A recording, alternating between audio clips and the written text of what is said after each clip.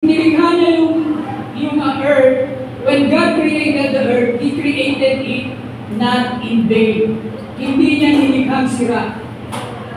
Kaya mga kapatid, hindi niya nilikhang sira yung earth. At nilikha niya ito, the purpose of God's creation on earth is to be inhabited. Hindi niya nilikhain yung mundo na walang titira.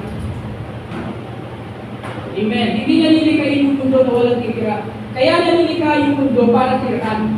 Amen. But when we look at Genesis 1:2, ang sabi ng Genesis 1:2, and the earth was without form and void. No? Ano lang ito, recap ng mga pinag-aralan natin. Sabi ng Genesis 1:2, at ang lupa ay walang anyo at walang laman. At ang kadiliman ay sumasa ibabaw ng kalaliman, at ang Espiritu ng Diyos ay sumasa ibabaw ng tubig. Amen. So, kung pagdidikitin mo yung Isaiah 45:18, saka yung Genesis 1:2, totally contrast. Kasi sa Isaiah 45:18, nilikha niya yung mundo para tirhan. But here on Genesis 1:2, ang mundo ay walang anyo at walang laman. You got the point there, pinag-aralan na natin ito. But on verse 1, ang sabi ng verse 1, in the beginning God created. Yung salitang created sa Tagalog ay nilikha in the past tense. Nilikha na ng Diyos yung langit at ang lupa. Created na. So, the purpose of God's creation, kung bakit niya nilikha yung langit at lupa, para tirhan.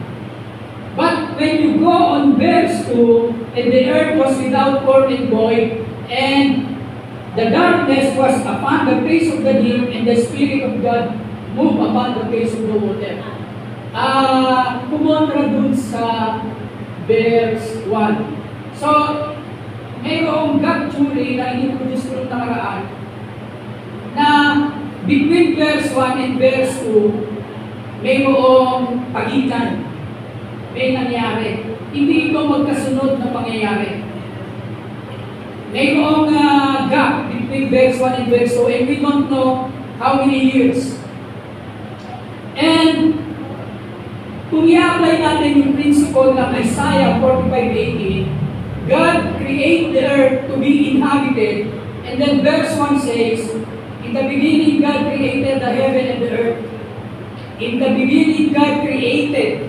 Nilikha na niya yung langit at lupa, and the purpose of God's creation is that earth to be inhabited.